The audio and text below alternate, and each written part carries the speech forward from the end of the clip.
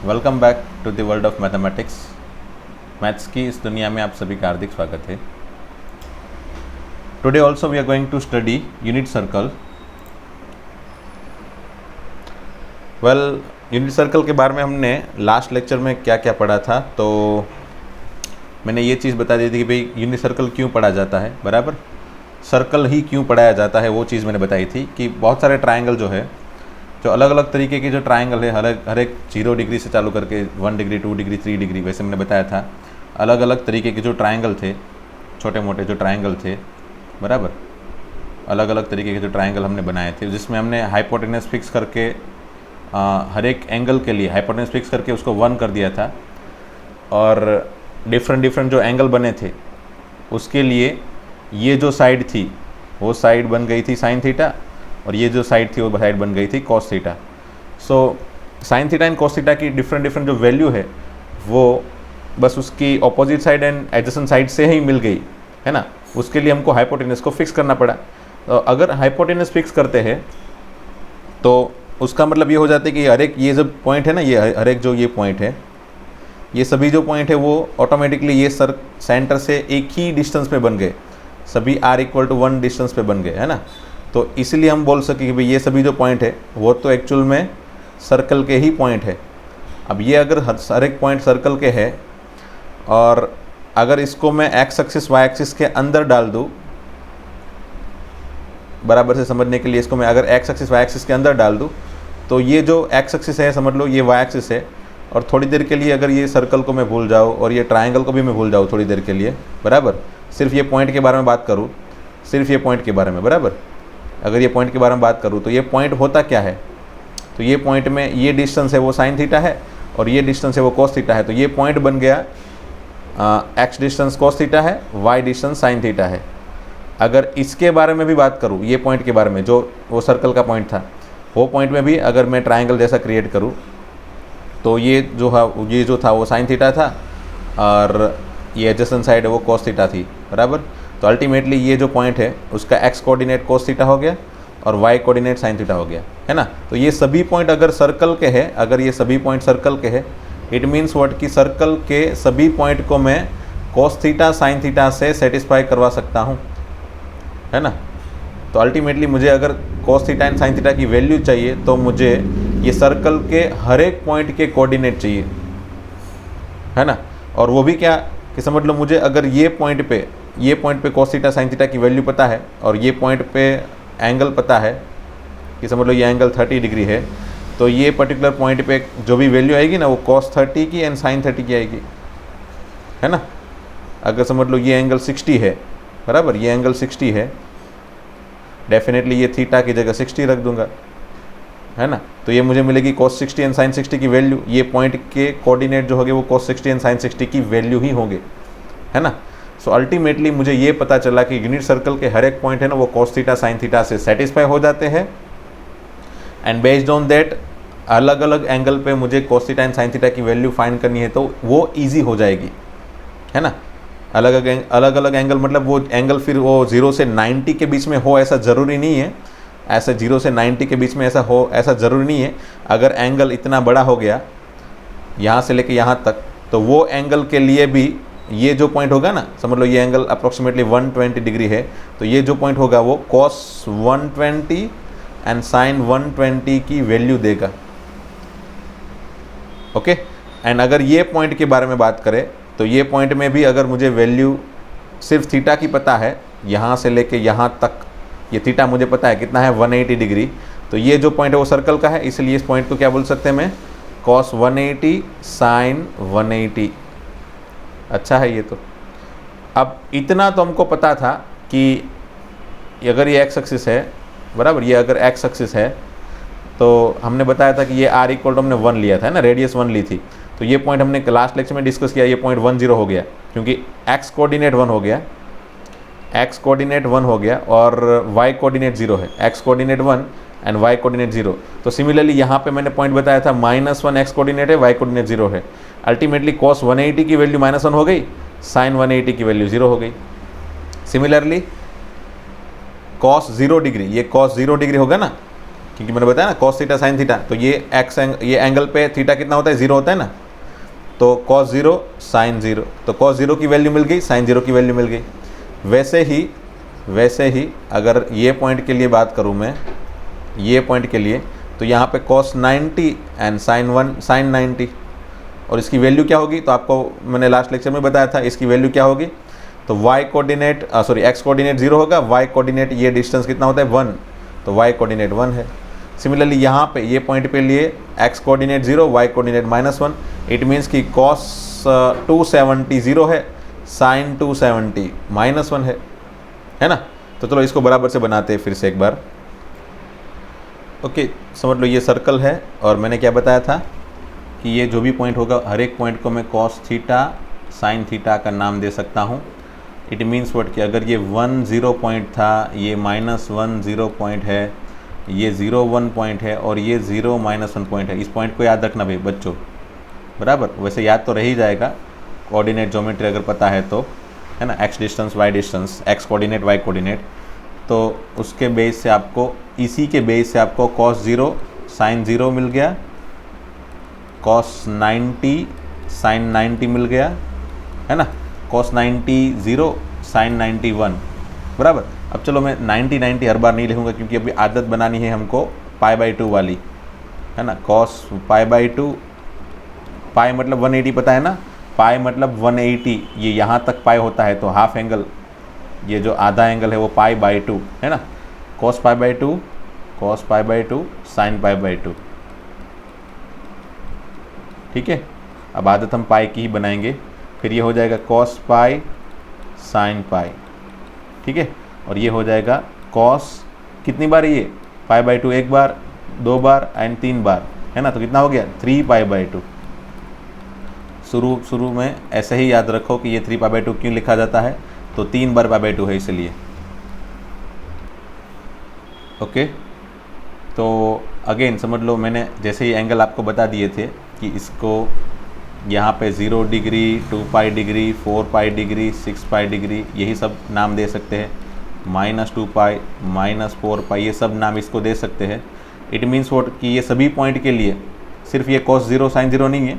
अगर मैं इसको cos 2π साइन 2π लिख दूँ तो भी चलेगा, है ना। cos 2π साइन 2π भी यही पॉइंट होगा, और वो पॉइंट की वैल्यू क्या हो गई 1 0, तो अल्टीमेटली cos 2π की वैल्यू 1, साइन 2π की वैल्यू 0, cos 4π की वैल्यू भी 1, साइन 4π की वैल्यू 0, cos 6π की वैल्यू 1, साइन 6π की वैल्यू 0, cos -2π लिखूंगा तो भी वैल्यू 1, साइन -2π की वैल्यू 0, है ना। अगर मैं बोल दूं कि मुझे चाहिए cos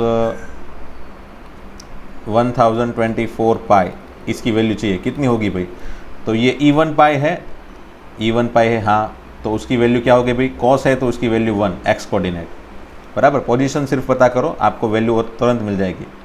चलो मैं सोचूं, अगर मुझे सही है साइन से 625π कितनी होगी वैल्यू, तो साइन 625π है, तो ये 625π आता कहाँ पे है, मैंने लास्ट लेक्चर में बताया था, 625 मतलब यहाँ पे सभी ओड पाई यहाँ पे है, सभी इवन पाई यहाँ पे है ना। यहाँ पे पाई, 3π, 5π, 7π ऐसे आगे, और पीछे भी नेगेटिव पाई, नेगेटिव 3π, वैसे पीछे सभी नेगेटिव पाई भी है, पॉजिटिव एंड नेगेटिव पाई सभी यहाँ पे है। तो अगर मैं लिख दूँ cos 625π, तो वो कहाँ पे आएगा, यहाँ पे, और वहाँ पे साइन की वैल्यू क्या है भाई, तो साइन की वैल्यू मतलब y कोऑर्डिनेट देखना है, तो 0, है ना। शुरू में ऐसा लगेगा भी साइन 625 की वैल्यू बनानी है, तो फिर पहले आपको ये वाली चीज़ याद करने में मुश्किल होगी। चलो वो भी याद आ गया, तो फिर आपको ये कोऑर्डिनेट याद करना पड़ेगा कि यहाँ पे ये पोजीशन पे साइन की वैल्यू 0 होती है, कॉस की वैल्यू -1 होती है। शुरू में ऐसा होगा, बट बाद में ऐसा एक हिंट बना लेना कि भाई एक्स एक्सिस है ना, एक्स एक्सिस जो है ना, एक्सिस वाले दोनों पॉइंट पे, एक्स एक्सिस वाले दोनों पॉइंट पे साइन 0 होता है, और कॉस इस तरफ 1, इस तरफ -1। वैसे ही वाई एक्सिस पे, ये वाई एक्सिस पे कॉस 0 होता है, कॉस की वैल्यू 0 एंड साइन की वैल्यू ऊपर 1 नीचे -1, है ना। तो इसी के हिसाब से अगर मैं समझ लूँ, यहाँ पे वैल्यू क्या आ गई 0, बराबर। अगर मैं सोच लूँ कि भाई कॉस से 52π क्या हो जाएगी वैल्यू इसकी, तो फिर 1, है ना। कॉस 52π मतलब यहाँ पे आएगा, इवन पाई है इसलिए 1। फिर बोल दूँ चलो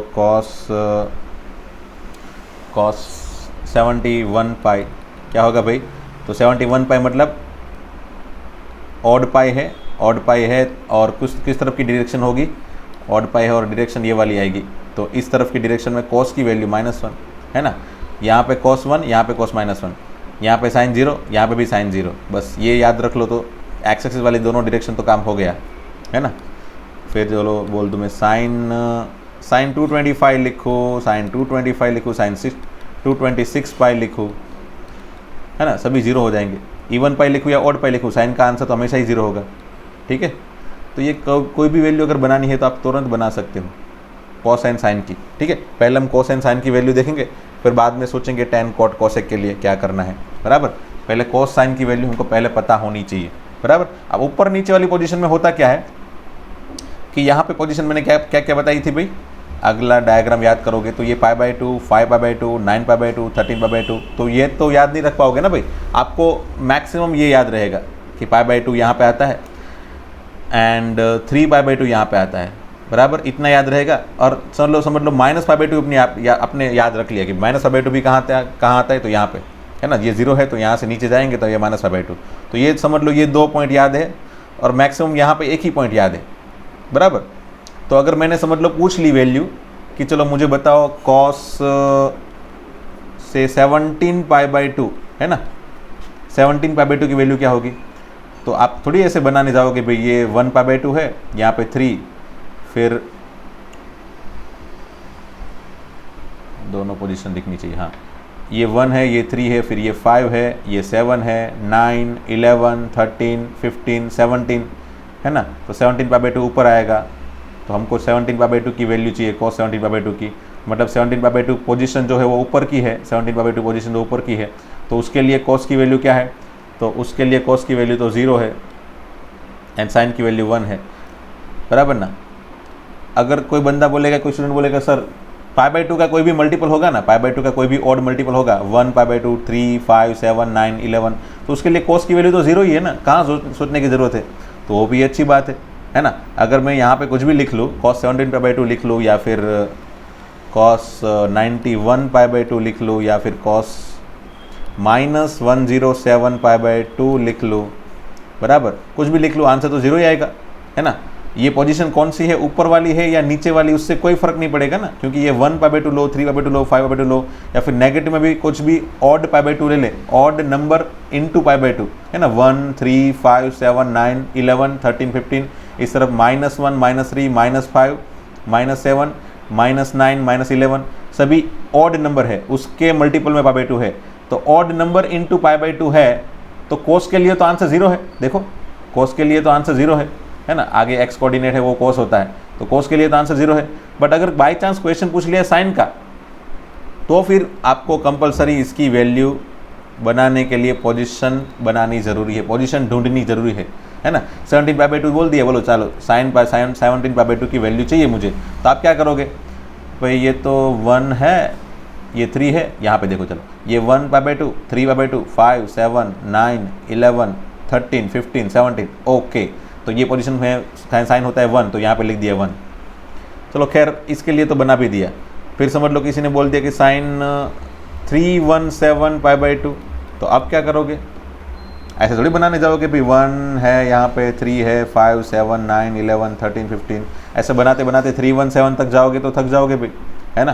तो उसके लिए एक रास्ता है, उसके लिए एक छोटा सा रास्ता है कि भाई अगर ये पोजीशन ऑड नंबर ऑफ π/2 है, तो ये ऊपर है या नीचे है पोजीशन, वो बनाने के लिए अब क्या करो, इसको थोड़ा सिंप्लीफाई करो। इसको कैसे करोगे, तो इसको सिंप्लीफाई करने के लिए 317 है ना, 317 को 316 पाई प्लस पाई ऐसा लिख लो, है ना, 316 पाई प्लस पाई मतलब 317 पाई हो जाएगा ना, डिवाइडेड बाई 2, ठीक है, दैट इज इक्वल टू, अब क्या करो कि डिवाइड कर लो मतलब 2 को दोनों साइड डिवाइड कर लो, डिनोमिनेटर सेपरेशन इसको बोलते हैं ना, डिनोमिनेटर को सेपरेट कर दो दोनों में, तो 316/2 कितना होगा, 316/2 होगा 150 प्लस 8, 158 पाई, है ना, 158 पाई प्लस π/2 ऐसा होगा। अब 158 पाई कहाँ पे आएगा भाई, तो 158 पाई तो यहाँ पे आएगा क्या, नहीं, यहाँ पे तो ऑड पाई है, यहाँ पे आएगा क्या, हाँ सभी इवन पाई यहाँ पे है, मतलब 158 पाई भी यहाँ पे ही आएगा, 158 पाई भी यहाँ पे ही आएगा। अब 150 पाई ये पोजीशन है बराबर, उसमें पाई बाई 2 ऐड करो, पाई बाई 2 ऐड करो। अब पाई बाई 2 ऐड करना मतलब इस तरफ जाना है क्या, नहीं, ये तो माइनस करने पे नीचे जा रहे हैं हम लोग, प्लस करने पे हमेशा ही ये डायरेक्शन में जाएंगे ना। तो पाई बाई 2 ऐड करने पे, प्लस पाई बाई 2 ऐड करने पे पोजीशन कौन सी मिलेगी मुझे, ये वाली। तो फाइनली मुझे 158 पाई प्लस पाई बाई 2 की पोजीशन मिली ये वाली। अल्टीमेटली 317 पाई बाई 2 पोजीशन मुझे ये वाली मिली, 317 पाई बाई 2 यहाँ पे आएगा, है ना। अगर आप बनाने जाओगे ना 1 pi by 2, 3 pi by 2, 5 pi by 2, 7 pi by 2, 9 pi by 2, 11, 13, 15, 17, 19 ऐसे बनाते जाओगे ना तो 317 यहाँ पे आएगा, ठीक है। तो मैंने क्या बताया, हर बार ऐसे चेक करने की ज़रूरत नहीं, आप ऐसे छोटी मोटी कैलकुलेशन कर लो, you can get easily your position. And अगर एक बार पोजीशन मिल गई तो फिर आपको पता है कि यहाँ पे साइन की वैल्यू क्या है भाई, 1 है ना, वाई कोऑर्डिनेट क्या है 1, तो साइन की पोजीशन यहाँ पे है 1, ठीक है। तो यहाँ पे आंसर क्या आ जाएगा इसका 1, इसका आंसर आ जाएगा 1, ठीक है। एक दो और क्वेश्चन देख लेते हैं इसके, चलो लिख लिया, साइन से 317 पाई बाई 2 है, कोई भी बना लेते हैं अप्रॉक्सीमेटली 91 पाई बाई 2, चलो 91 पाई बाई 2 बराबर, कहाँ पे है पता नहीं है, तो मैंने क्या किया पहले 90 पाई प्लस पाई, है ना, 90 pi plus pi by 2 separate कर लो। तो 90 पाई बाई 2 कितना होगा, 45 पाई प्लस पाई बाई 2। अब 45 पाई कहाँ पे आएगा भाई, तो 45 पाई यहाँ पे आएगा, odd number of pi, plus, तो प्लस में मैंने क्या बताया था, यही डायरेक्शन पकड़ के रखो, इसी की, है ना, इसी की डायरेक्शन पकड़ के रखो आप, प्लस करना है तो हमेशा ही एंटी क्लॉकवाइज चलो। तो बस 45 पाई प्लस पाई मतलब यहाँ पे, है ना, 45 पाई प्लस पाई मतलब यहाँ पे, तो ये हो गया 91 पाई बाई 2, ठीक है। तो यहाँ पे वैल्यू क्या होगी साइन की, -1, बस, तो आपकी वैल्यू मिल गई -1, ठीक है। तो ये तो हो गई ये चारों पॉइंट के पास साइन एंड कोस की वैल्यू, है ना। साइन एंड कोस की वैल्यू अगर बनानी है, चारों में से कोई भी एक पॉइंट पे साइन एंड कोस की वैल्यू बनानी है तो यही तरीका यूज़ करना है। बस ये एग्जाम्पल लिख लेना ताकि आपको ज़्यादा पता चले, और खुद से 4-5 एग्जाम्पल क्रिएट करो, है ना। चलो मैं क्रिएट करके दे देता हूँ।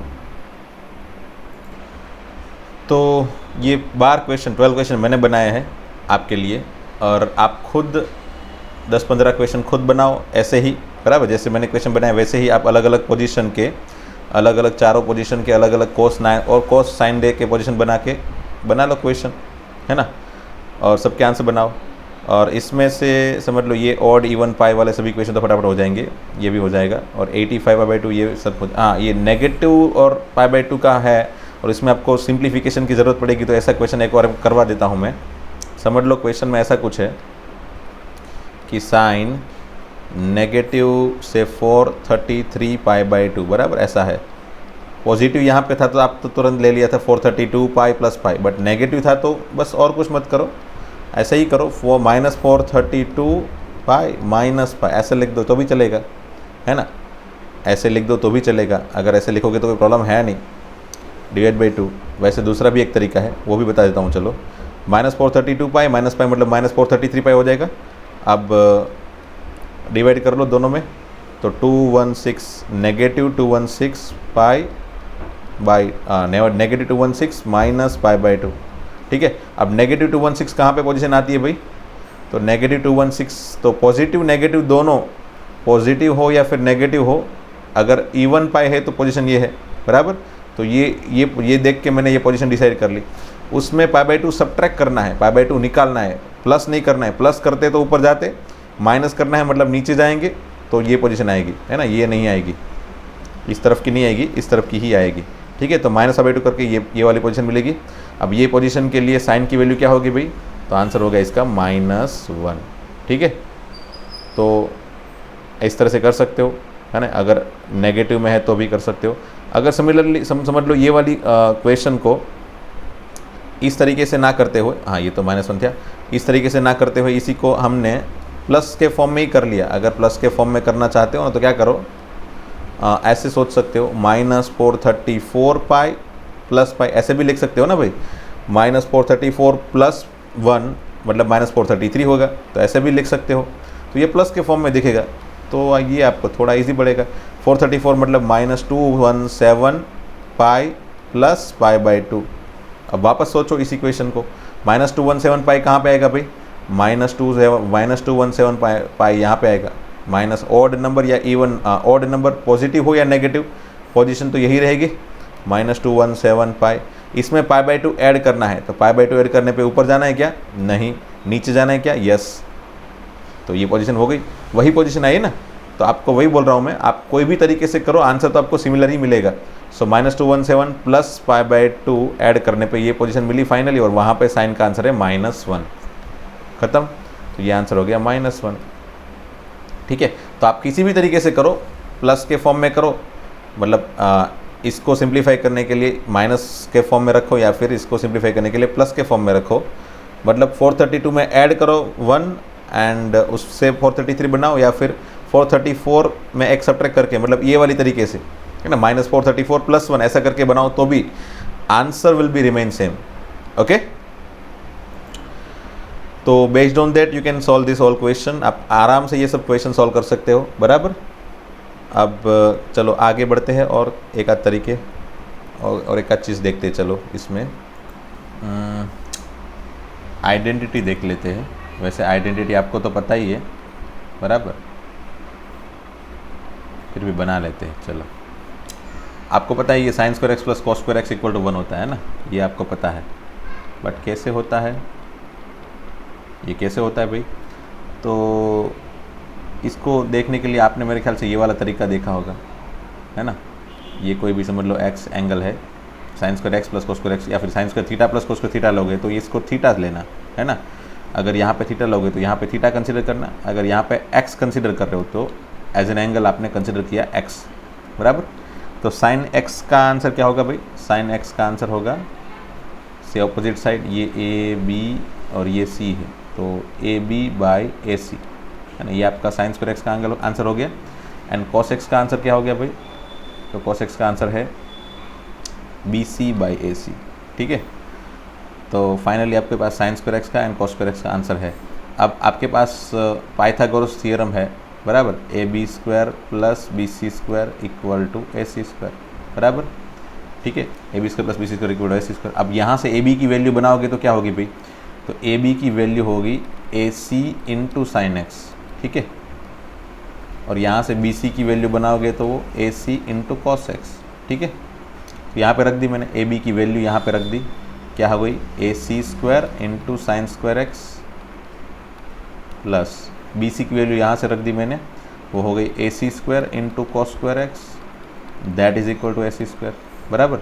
अब ये दोनों में से ए सी स्क्वायर कॉमन निकाल लूँ मैं, तो ए सी स्क्वायर कॉमन बचा क्या, sine square x plus cos square x, और यहाँ पे ए सी स्क्वायर है, तो ये दोनों कैंसिल, बचा क्या, sine square x plus cos square x equal to 1, ठीक है। तो ये तो हो गया तरीका sine square x plus cos square x equal to 1 बनाने का एक तरीका। अब दूसरा भी तरीका सोच सकते हैं यूनिट सर्कल से, है ना।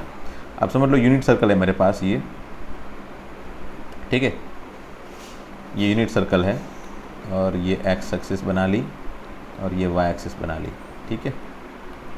और इतना हमको पता है कि भाई इसके सभी कोऑर्डिनेट को क्या लिखते हैं हम लोग, इसके सभी कोऑर्डिनेट को लिखते हैं हम कॉस थीटा साइन थीटा। सभी कोऑर्डिनेट मतलब कोई भी कोऑर्डिनेट हो, इसके कोई भी कोऑर्डिनेट को हमेशा ही कॉस थीटा साइन थीटा ही लिखा जाता है, ये सभी पॉइंट को, बराबर, ठीक है। अब समझ लो यहाँ पे ये पॉइंट ले लेते हैं, ये पॉइंट, अब ये डिस्टेंस पता है मुझे कितना है, r इक्वल टू 1, बराबर। और ये पॉइंट क्या है भाई, 0 0, ओरिजिन है ना, ये ओरिजिन। अब समझ लो ये O है और ये कोई पॉइंट है P, बराबर। तो OP डिस्टेंस कितना हो गया, OP डिस्टेंस मतलब R, और वो कितना है 1, सो OP इक्वल टू 1 हो गया, ठीक है। OP इक्वल टू 1 हो गया, यहाँ पे लिखते हैं नीचे, ये दूसरा तरीका लिख रहे हैं ना इसलिए, हाँ। तो दूसरा तरीका ये जो था उसमें OP equal to R, OP equal to radius that is equal to R and that is equal to 1, बराबर। सो OP मतलब होता क्या है, OP मतलब ये दो पॉइंट के बीच का डिस्टेंस। अब ये दो पॉइंट के बीच का डिस्टेंस तो डिस्टेंस फॉर्मूला से भी मिल जाता है, मेरे ख्याल से आपने ऑलरेडी 10th में पढ़ लिया है। ये डिस्टेंस फॉर्मूला से हम आराम से 2 पॉइंट के बीच का डिस्टेंस बना सकते हैं। तो ये 2 पॉइंट है cos थीटा sin थीटा और यहाँ पे 0 0 है। तो डिस्टेंस फॉर्मूला क्या था भाई, अगर मेरे पास 2 पॉइंट है x1 y1 and x2 y2 है, तो ये 2 पॉइंट के बीच का डिस्टेंस कैसे मेजर करते थे, under root of x1 minus x2 whole square plus y1 minus y2 whole square, है ना। ये फॉर्मूला था डिस्टेंस फॉर्मूला का। तो यहाँ पे under root of OP equal to under root of, यहाँ पे x1 cos थीटा ले लो एंड x2 0 ले लो, तो cos theta minus 0 whole square plus y1 minus y2, है ना। तो sin theta minus 0 whole square equal to 1। अब दोनों साइड स्क्वायर ले लो तो अंडर रूट निकल जाएगा। तो ये cos square theta plus sin square theta equal to 1, है ना। भाई ये cos माइनस 0 स्क्वायर है ना, उसको लिखा मैंने cos स्क्वायर, और sin माइनस 0 मतलब sin होता है, उसका स्क्वायर है तो sin स्क्वायर, और दोनों साइड मैंने स्क्वायर ले लिया तो यहाँ पे अंडर रूट निकल गया, और ये 1 का स्क्वायर तो 1 ही होगा। तो finally I got this formula. Okay, so आप कोई भी तरीके से बनाओ आपको यही फॉर्मूला मिलेगा, cos square theta plus sin square theta equal to 1। और बाजू में हमेशा ही लिखा होता है थीटा, ये फॉर्मूला कब पूरा होता है, theta belongs to R. Theta कुछ भी रख लो, है ना, कुछ भी रख लो। क्यों होता है, क्योंकि आपने तो अभी तक थीटा के बारे में क्या पढ़ा था भाई, तो थीटा के बारे में अभी इतना ही पढ़ा था कि भाई थीटा जो है ना वो 0 से लेके π/2 होता है। अब जाके आपको ये पता चला कि भाई थीटा 0 से लेके π/2 ऐसा हो जरूरी नहीं है, यहाँ से लेके यहाँ हो ऐसा जरूरी नहीं है भाई। इतना ही थीटा नहीं होता, थीटा तो π/2 से भी बड़ा भी होता है, मतलब 90 डिग्री से बड़ा भी होता है, 180 भी जाता है, फिर 220, 250, 270 भी जाता है थीटा, 270 ले लो, 280 ले लो, 360 ले लो, कुछ भी ले लो, है ना। ये हर एक पॉइंट के लिए cos थीटा sin थीटा है, हर एक पॉइंट के लिए तो cos थीटा sin थीटा ही है। मतलब थीटा कैन बी 0 से लेके π/2, pi, 3π/2, 2 pi, I can write 5π/2, I can write 3 pi, फिर ये 4 पाई, 5 पाई, है ना। Theta can be anything, theta can be any degrees. यहाँ पे 3 डिग्री में लिखने पे एनी डिग्रीज लिखते हैं, या फिर रेडियन में लिखने पे कोई भी रेडियन लिख सकते हैं, और नेगेटिव भी लिख सकते हैं, है ना। 0 से लेके ये -π/2, माइनस पाई, माइनस 3π/2, -2 पाई, वैसे नेगेटिव भी लिख सकते हैं। तो theta can be any real number, theta की जगह में कोई भी रियल नंबर लिख सकता हूँ, है ना। यहाँ पे 5 लिख लो, 7 लिख लो, मतलब 5 लिख लो या फिर 7 लिख लो, it is always hold. That is why it is identity.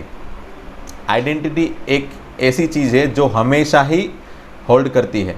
Identity के अंदर जो भी वेरिएबल रहता है ना, वेरिएबल, वो हमेशा ही, कोई भी वेरिएबल रखो ये हमेशा ही होल्ड करेगा, वो ही आइडेंटिटी होती है। आइडेंटिटी का मतलब सिंपल यही होता है कि उसमें कुछ भी रखो, वेरिएबल की जगह कुछ भी रखो, इट इज़ ऑलवेज होल्ड, है ना। अगर एक और चीज़ बता दो, समझ लो आपको ये पता होगी x+1 whole square is equal to x² + 2x + 1, इसको आइडेंटिटी बोलते हैं, है ना। क्यों बोलते हैं, क्योंकि इसमें x की जगह कुछ भी लिख सकते हैं भाई। मैं x की जगह 1 रखूँगा दोनों साइड, तो 1 + 1 होल स्क्वायर, यहाँ पे 1² + 2 × 1 + 1, ये 2² का 4 और ये भी 4, हमेशा ही होल्ड करेगा। आइडेंटिटी में x की जगह मैं कुछ भी रखूँ, इट इज़ ऑलवेज होल्ड, मतलब दोनों साइड हमेशा ही इक्वल आती है ना। अगर x की जगह मैं 2 रख लूँगा तो यहाँ पे 2², ये 2 × 4, है ना। तो क्या बन जाएगा, ये 3² 9, और ये भी 2² 4 + 4 + 1 that is 9। So it is always hold. Identity का सिंपल मीनिंग यही होता है कि आइडेंटिटी मतलब उसमें जो भी वेरिएबल यूज़ होता है ना, जो वेरिएबल यूज़ होता है वो हमेशा ही बिलोंग्स टू आर होता है। I can put any x, I can put any variable for which it is always hold, ठीक है। तो इसी को आइडेंटिटी बोलते हैं। मैंने एक आध लेक्चर में आगे भी ऐसी बातें की थी, बट वहाँ पे मैंने ऐसे बता दिया था कि भाई आइडेंटिटी के बारे में बाद में सोचेंगे। वैसे ये आइडेंटिटी के बारे में ज़्यादा हम क्वाड्रेटिक इक्वेशन के अंदर देखेंगे, थोड़ी बहुत जानकारी वहाँ पे भी लेंगे हम, बराबर। इक्वेशन एंड आइडेंटिटी के बीच में क्या क्या डिफरेंस रहता है वो सब, बराबर। बट अभी फ़िलहाल याद रखो कि भाई आइडेंटिटी क्या होता है। तो जो चीज़ हमेशा ही होल्ड करती है, हमेशा ही मतलब एक आध दो एक्सेप्शन हो सकता है, बट हमेशा ही होल्ड करनी चाहिए, है ना। और एक्सेप्शन ऐसे होने चाहिए जिसकी वजह से वो पर्टिकुलर इक्वेशन या फिर पर्टिकुलर जो भी है फॉर्मूलाज है वो डिफाइन ही नहीं होता, इसके लिए वो होल्ड नहीं करेगा, बाकी हमेशा ही होल्ड करेगा, है ना। वैसे और 2 आइडेंटिटी है हमारे पास ट्रिग्नोमेट्री में, कौन कौन सी है, sec² + tan² = 1 and cos² - cot² = 1। तो दूसरी 2 आइडेंटिटी कैसे बनाते हैं भाई, तो चलो ऐसे उसको भी बना ही लेते हैं, चलो, बराबर। अगर मैं समझ लो ये इक्वेशन को cos² से डिवाइड कर लो, किससे, कॉस स्क्वायर से डिवाइड कर लो। अब कॉस स्क्वायर से डिवाइड करना है तो मुझे क्या सोचना पड़ेगा, cos square should not be zero, है ना। अगर कॉस स्क्वायर से मैं डिवाइड कर रहा हूँ, अगर मैं कॉस स्क्वायर से डिवाइड कर रहा हूँ तो वो ज़ीरो नहीं होना चाहिए। अगर वो खुद ज़ीरो है तो डेफिनेटली उससे डिवाइड नहीं कर सकते, है ना। तो ऐसा एज्यूम किया मैंने कि भाई कॉस स्क्वायर खुद ज़ीरो नहीं है, बराबर। कॉस स्क्वायर खुद ज़ीरो नहीं है और मैं डिवाइड कर रहा हूँ। तो चलो पहले आगे इसको डिवाइड किया तो ये हो गया 1, है ना। ये आगे कॉस स्क्वायर, इसको कॉस स्क्वायर से डिवाइड किया तो ये 1 हो गया। फिर साइन स्क्वायर को डिवाइड किया तो ये हो गया sine square by cos square, that will be ten square theta, बराबर। और ये वहाँ पे, यहाँ पे 1 बाय कॉस स्क्वायर थीटा ऐसे लिख सकते हैं। तो ये 1 plus tan square theta equal to ये 1 बाय कॉस स्क्वायर मतलब होता है सेक स्क्वायर थीटा। तो फाइनली इसको यहाँ पे भेजने के बाद हो जाएगा sec square theta minus tan square theta, है ना, and that will be equal to 1. So that is what your second identity, and it is always hold for this particular relation, है ना। cos square यहाँ पे ये cos square theta is not equal to 0 के लिए define है हमेशा ही। अब कंडीशन बना लो, cos square थीटा कब 0 नहीं होता, cos square थीटा कब 0 नहीं होता। तो सोचो कि cos square थीटा 0 नहीं होता मतलब cos थीटा 0 नहीं होता तब, और cos थीटा कब 0 नहीं होता है, तो सोचो कि cos थीटा 0 कब होता है। तो cos थीटा 0 होने के लिए, cos थीटा 0 कहाँ पे होता है भाई, तो याद करो cos थीटा 0 होने के लिए ये दो रास्ते थे बस, ये दो पॉइंट पे ही cos थीटा 0 होता है। मतलब cos theta equal to 0 for which theta is always equal to ऊपर वाला पॉइंट एंड नीचे वाला पॉइंट। मतलब कौन कौन से पॉइंट है, तो π/2 है, 3π/2 है, 5π/2 है, 7π/2 है ना। ये π/2 भी है, 3π/2, 5π/2, 7π/2, 9π/2, 11π/2, है ना। ये सभी पॉइंट, ये सभी पॉइंट, और पीछे नेगेटिव में भी है, ऐसा सोच लो, बराबर। सो इसको अगर मुझे जनरलाइज लिखना है तो याद करो मैंने लास्ट लेक्चर में क्या बताया था। तो सोचो कि ये 1 है, 3 है, 5, 7, और नेगेटिव से चालू करते हैं ना, नेगेटिव से -3, -1, 1, 3, 5, 7, ये सभी ऑड नंबर इंटू π/2 है ना ये तो। और सभी ऑड नंबर को मैं क्या लिख सकता हूँ भाई, तो लास्ट लेक्चर में बताया था मैंने, सभी ऑड नंबर के लिए मैंने क्या बताया था भाई, ये सभी ऑड नंबर थे, याद है। यहाँ पे याद करो 1, 3, 5, 7, -1, -3, -5, -7, इसको मैंने क्या बताया था, 2n+1 या फिर 2n-1 लिख दो, है ना। तो सभी ऑड नंबर के लिए, सभी ऑड नंबर के लिए आप लिख सकते हो 2n+1 इंटू फिर π/2 तो है ही, है ना। तो 2n+1 π/2 लिख सकते हो, जहाँ पे n हमेशा ही z होगा, है ना। तो थीटा ये होगा, बराबर। कहाँ पे, जब cos थीटा 0 होता है तब, जब cos थीटा 0 होता है तब थीटा क्या होता है, थीटा इक्वल टू 2n+1 π/2 होता है। Once again, if cos theta is equal to 0 then theta is equal to 2n+1 π/2, बराबर। इट मीन्स व्हाट, कि अगर cos थीटा 0 नहीं है तो थीटा भी ये खुद नहीं होना चाहिए, बस, ठीक है, बस। तो cos थीटा जब 0 नहीं है तो थीटा क्या नहीं है, तो theta should not be 2n+1 π/2, है ना, 2n+1 π/2। तो फाइनली मेरे पास आइडेंटिटी क्या बन गई भाई, फाइनल आइडेंटिटी ये बनी, cos sec square theta minus tan square theta equal to 1, where theta belongs to क्या होना चाहिए, थीटा। तो theta should not be this one, theta should not be 2n+1 π/2, बराबर। तो क्या होना चाहिए, तो इसके सिवा सब कुछ चलेगा, है ना, इसके सिवा सब कुछ चलेगा। आर में से कोई भी वैल्यू लो चल जाएगी, बट ये नहीं चलेगी, इसलिए उसको सब्ट्रैक्ट कर लिया आर में से। तो आप ऐसे लिख सकते हो, सॉरी, बस आप ऐसे लिख सकते हो, है ना। सिमिलरली अगेन वही वापस, एंड ये लास्ट आइडेंटिटी भी बना लेते हैं, चलो फटाफट से। वही अगेन वहाँ पे cos स्क्वायर से डिवाइड किया था, बराबर, cos स्क्वायर से डिवाइड किया था ना, यहाँ पे कहाँ था, हाँ यहाँ पे। वैसे ही साइन स्क्वायर से डिवाइड करोगे, साइन स्क्वायर से डिवाइड करोगे तो हाँ डिवाइड कर रहे तो फिर उसको 0 नहीं ले सकते ना। तो sine square theta not equal to 0 से डिवाइड कर रहे हैं हम लोग, बराबर। तो जैसे ही हमने डिवाइड किया तो ये पहला वाला बन गया 1, है ना। इसको डिवाइड किया साइन स्क्वायर से तो 1 हो गया, cos square by sine square, ठीक है। और यहाँ पे 1 बाई साइन स्क्वायर। ओके, तो ये हो गया 1 plus cos square by sine square मतलब कॉट स्क्वायर थीटा, ये 1 अपन साइन स्क्वायर मतलब कोसेक स्क्वायर थीटा। मेरे ख्याल से ये बेसिक फॉर्मूला तो आपको याद ही होंगे ना, 1 बाई साइन मतलब कोसेक होता है, फिर cot theta by sine theta मतलब cos theta by sine theta मतलब कोट थीटा। ये सब तो आपको पता ही होंगे बेसिक 10th के, ये छोटे मोटे फॉर्मूला 9th 10th से जो पढ़ने वाले पढ़ चुके आप लोग, वो सब फॉर्मूला मैंने एज्यूम कर रहा हूँ कि आपको पता है। ठीक है, तो ये फाइनली इसको उस तरफ लेके जाने पे cosec square minus cot square that is equal to 1। तो ये हो गया फॉर्मूला। बस इसके लिए कंडीशन क्या हो गई भाई, कंडीशन क्या हो गई इसके लिए, तो मैंने क्या बताया था, कंडीशन कहाँ से बनाएंगे, यहाँ से, है ना, यहाँ से कंडीशन बनाएंगे हम लोग। थीटा क्या ले सकते हैं हम, तो जैसे मैंने पहले में से थीटा बिलोंग्स टू आर ले लिया था, बराबर, इसमें थीटा या फिर एक्स के फॉर्म में लिखेंगे तो एक्स, या फिर थीटा के फॉर्म में लिखे थीटा बिलोंग्स टू आर लिखा था। इसके लिए थीटा बिलोंग्स टू क्या लिखा, 2n प्लस 1/2। यहाँ पे 2n माइनस 1/2 लिखोगे तो भी चलेगा, है ना, 2n प्लस 1/2 या फिर 2n माइनस 1/2 आर में से सब्ट्रैक्ट कर लो, ये थीटा लिया जाएगा। और इसके लिए थीटा क्या लिया जाएगा, तो इसके लिए थीटा बनाएंगे हम इससे साइन स्क्वायर थीटा 0 जब ना हो तब, है ना, for which sign square theta should not B 0, मतलब साइन थीटा 0 ना हो। अब साइन थीटा कब 0 नहीं होता भाई, तो साइन थीटा 0 कब होता है वो सोचे, तो साइन थीटा विल बी 0 ये 2 पॉइंट पे, है ना, ये 2 पॉइंट पे साइन थीटा 0 होता है, वो तो मैंने आज ही थोड़ी देर पहले ही बताया था। अब ये 2 पॉइंट मतलब कौन से पॉइंट हो गए, तो समझ लो ये 0 है, ये पाई, 2 पाई, 3 पाई, बराबर। सिमिलरली माइनस वाले भी वही पॉइंट, तो theta can be -2 pi, -pi, 0 pi, 2 pi, 3 pi, ये सभी पोजीशन आ गई ना, है ना, -even pi and plus even pi, minus odd pi and plus odd pi, मतलब 0 1 2 3 5 3 4 पाई, -1 -3 -4 -5, ये सभी आ गए इसमें, बराबर।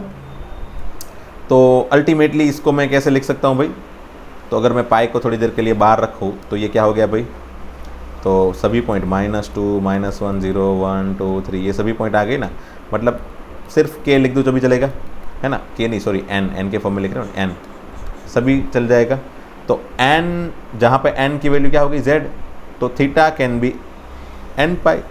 ओके, अब मैंने क्या बताया था, साइन थीटा क्या होना चाहिए, नॉट इक्वल टू 0, मतलब theta should not be N pi, है ना, theta should not be N pi, जहाँ पे एन बिलोंग्स टू जेड।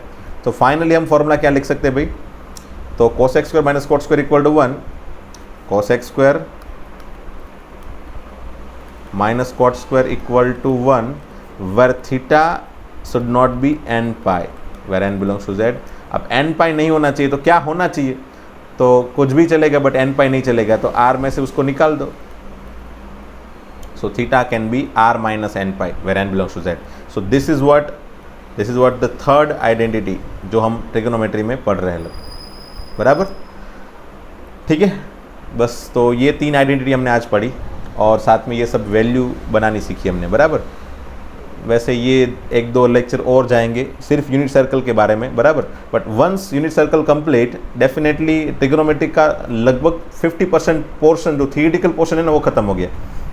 जो आपको समझने के लायक पोर्शन था, जो आपको समझना ज़रूरी है, वो खत्म हो जाएगा। और 1-2 लेक्चर मेरे ख्याल से लगेंगे, 1 या 2 लेक्चर, जिसमें हम ये थोड़े छोटे मोटे क्वेश्चन भी देखेंगे एंड कंप्लीटली यूनिट सर्कल देखेंगे, बराबर। तो चलो मिलते हैं नेक्स्ट लेक्चर में दोस्तों। Thank you very much.